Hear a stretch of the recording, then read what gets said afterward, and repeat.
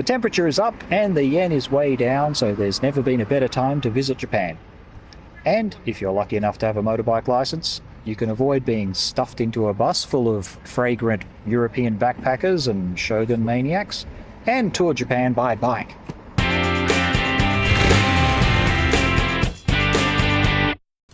So I'm here with Shawnee on his Husqvarna Svartpilen 401, and we'll take you through a one-day ride in Japan. We'll show you the roads, we'll show you the trails, we'll show you the scenery, and some things you might want to be careful of. So I'm assuming you already know how you're going to rent your bike. You've probably looked on Google and found a few companies that cater for foreigners, the biggest one being Rental 819.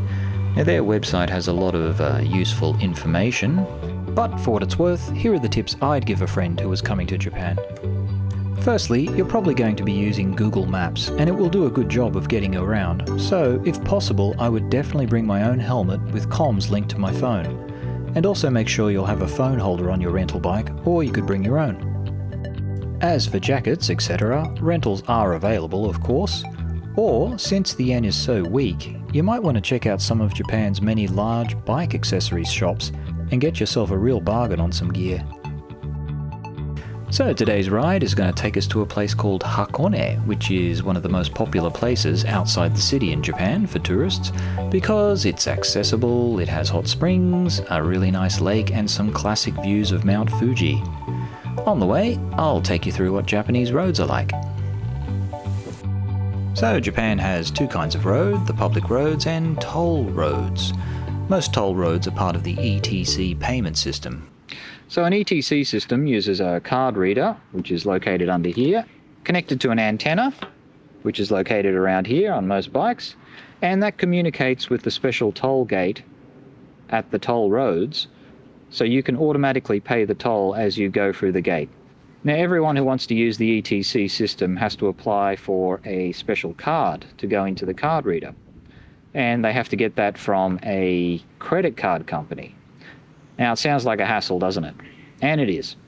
But if you're going to rent a bike, you can usually get an ETC system as an optional extra, and they should be able to rent you a card, and you'll just pay whatever you used on toll roads when you return the bike.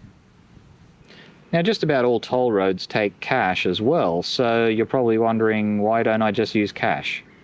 Well, using an ETC system does have its advantages. The biggest one being you're not going to have to stop and take off your gloves and hassle around digging for money to pay the few coins you need to get through the gate. So that'd be the biggest advantage. Another one is ETC systems also get a discount on some roads and at some times of the day. For example, traveling late at night, you might get an ETC discount. Now, even if you have an ETC system, a lot of roads, including a lot of the fun ones, only take cash, so you're going to need to keep some cash handy anyway. As for public roads, they can often be crowded and slow-moving, so my tip would be to pick your bike up on the edge of the city if that's possible, so you don't waste your day sitting in traffic. Anyway, that's it for my advice. Let's take a rest on the toll road. So toll roads have rest areas, and they range in size from small, like this one, which just has some drink machines, and, if you're lucky, a food truck, to massive places, almost like a shopping mall, where you can find souvenir shops, restaurants, and even a Starbucks. But whatever the size, you can always find the best toilets in the world. Let's get off the toilet and back on the road. So here you can see a warning sign for wildlife, specifically the Japanese monkey. We'll talk a bit more about furry dangers later when we go off-road. Japan is a country of mountains, so expect to be going up and down a lot, which can be fun. The roads are generally good, although often quite narrow. The speed limits seem to be quite low, and traffic generally flows 10 to 20 kilometers above the speed limit. Just go with the flow and you should be okay. If you have a bike with some off-road ability, you could try some of the many forest trails Japan has. Now, as you saw earlier, there are monkeys in this area, but they aren't too dangerous. You can just spank them away. Slightly more of a problem is the Japanese wild boar, a feisty little critter with a skull like a bowling ball and a bad attitude when the piglets are around. As you can see in this roughly translated local news story, they can be deadly for bikers on the roads. But the number one danger would have to be the bear. There aren't any in this area, so I'm happy to hit the forest, but Japan has seen an explosion in the bear population during 2023, with a record number of nearly 200 attacks and 7 fatalities. Now you might think, hey, I'm on a bike. I can just beep my horn and scare the bear off, or just hit the throttle and speed off. But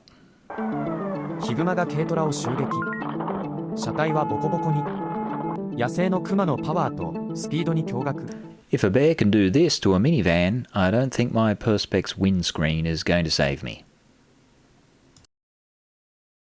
Now Japan has 2 kinds of bear, the brown bear in the north and the black mooncrest bear in most other places. They have different personalities and attack strategies, so if you're going to be attacked, remember the old saying, if it's brown, get down. If it's black, you won't go back, or something like that.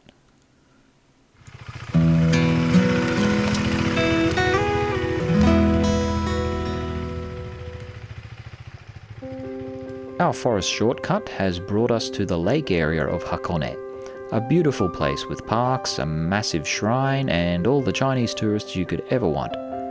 Things to do here include paddling a swan boat, riding a pirate boat, visiting the shrine, and dining at one of the many restaurants.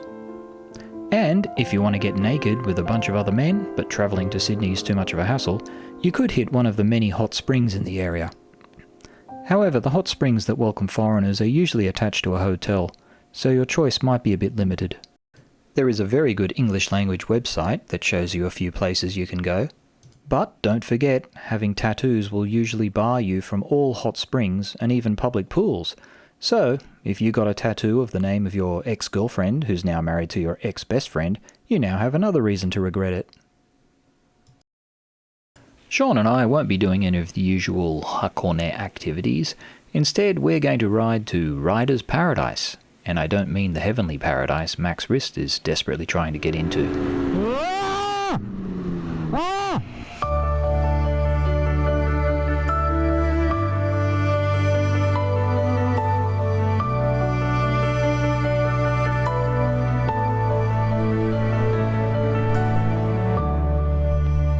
Gate cost 500 yen. What? Gate cost 500 yen. Hennai shiharai. Okay.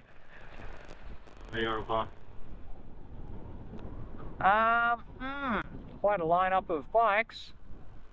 But I guess if you didn't go inside, you wouldn't have to pay the 500 yen. How would they know? Oh, there's a guy walking around. Oh, there he is. No? Camera? No? Oh, there it is. Well, that ride was a lot of fun, and this place looks amazing. It has some nice areas to relax in and lots of interesting stuff to look at, like the latest Husqvarna bikes. The food selection is a bit disappointing since it would be a great place to stop for lunch. Rental 819 is even up here in the mountains, and you can rent a bike for just an hour if you like, and try that machine you've been thinking about for your next ride. Or for something different, you could try your off-road skills on the electric motocross bikes. There's always usually some kind of bike-related event going on up here. Anyway, well worth the visit. Time to head back to the city if we want to miss the traffic, so that's about it for our day ride. If you're someone thinking about riding Japan, I hope you got something out of this video and give it a like. Any questions or comments are always welcome, and I'll be doing some more videos like this. The next one will probably be about camping in Japan, so please consider subscribing. Till next time, whatever country you're in, ride safely and thanks for watching.